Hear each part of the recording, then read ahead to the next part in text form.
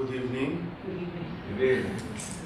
Thank you all for being here, and special thank to the Israel for the Foundation and EMET, and Congressman Lamborn and Stockman for hosting me today. I am honored to speak before you and your guests today.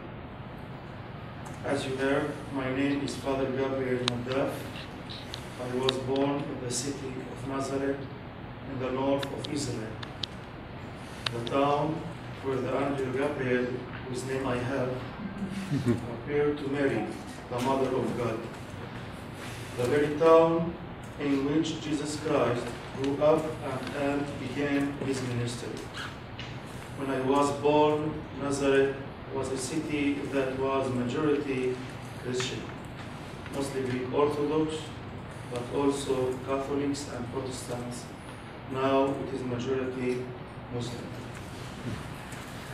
As I speak to you now, across the Middle East, the soil is being soaked with the blood of Christians. Across the Middle East, in the past 10 years, 1 million Christians have been murdered in the Middle East and Africa. This means that every 5 minutes, a Christian is killed because of this fight. A fight that stands for love and peace in the world. A century ago, Christians were some 20% of the Middle East. Today, the figure is estimated to be around 4%. Those who can speak Islamic persecution have fled. Since 2000, over 77% of Iraq's 700,000 Christians have fled. In Syria, where there were 2 million Christians, there are now less than 250,000. Those who remain exist as second-class citizens to their Muslim rulers. They face discrimination, physical threats, and have been subjected to the most heinous of crimes: rapes, execution, and forced conversions. And why? Because they believe in a different faith, a faith with a universal message of love and peace for all. But in the Middle East today, there is one country where Christians are affectionately granted freedom of expression, freedom of worship, and security. It is Israel, the Jewish state.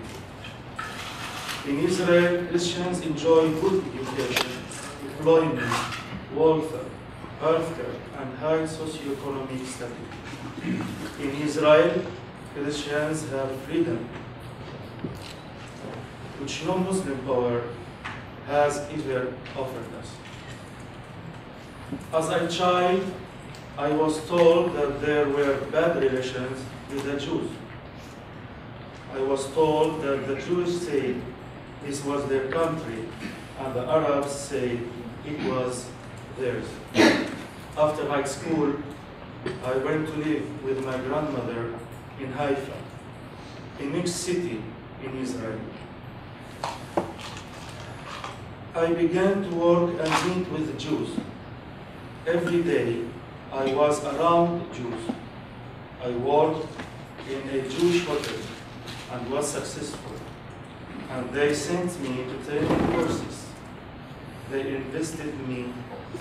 The idea that I needed to be scared of Jews or that there was something dangerous about them was simply not true. The myth was exposed. From my childhood, I had the feeling that I had to serve the church. To be honest, I fought it. I really fought it. And my family did not want me to enter the church either. they wanted me to be a lawyer or a doctor. But it is white calling.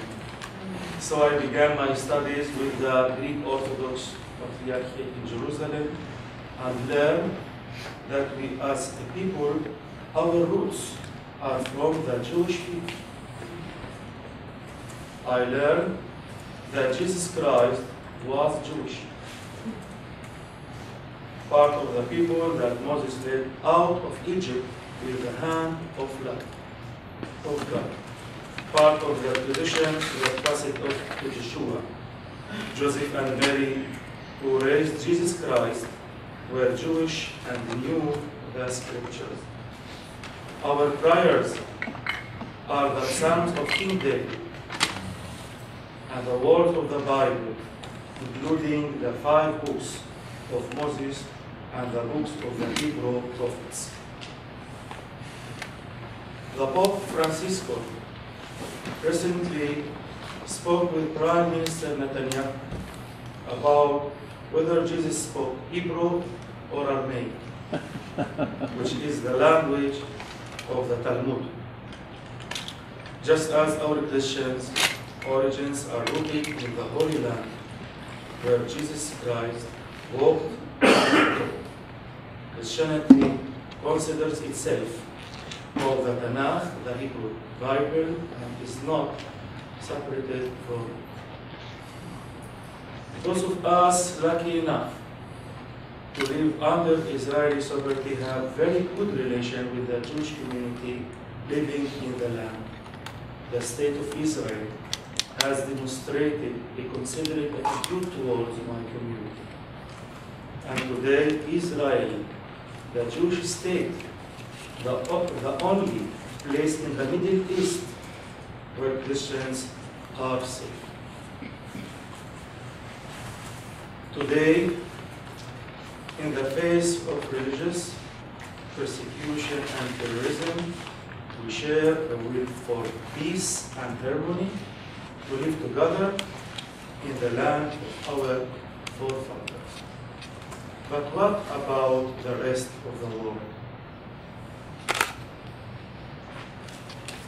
Does the world speak up against the persecution of Christians in the Middle East? Does the world support Israel for its democratic values and dedication to freedom of religion?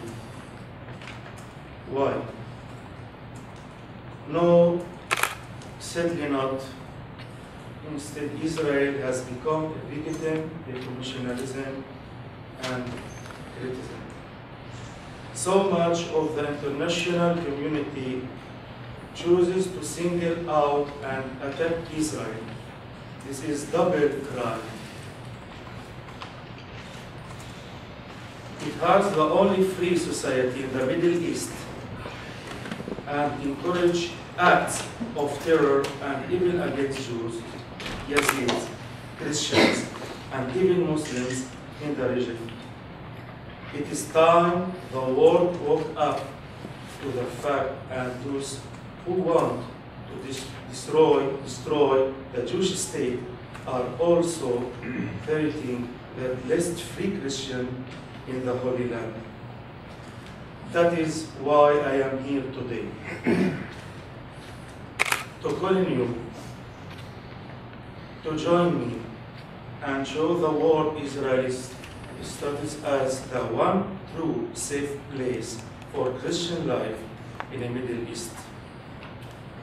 It has fallen upon me because Christians to plead to you, leaders of people, seekers of peace, to support my campaign to end the global witch hunt of the holy free country in the Middle East. I call you today to direct the stand of your great country to prevent the persecution of Christians and to stand by Israel to protect our community and heritage. Please don't let the thousands of years of thriving Christians' life in the Middle East come to an end. on your watch. Thank you very much. God bless you all, and shalom.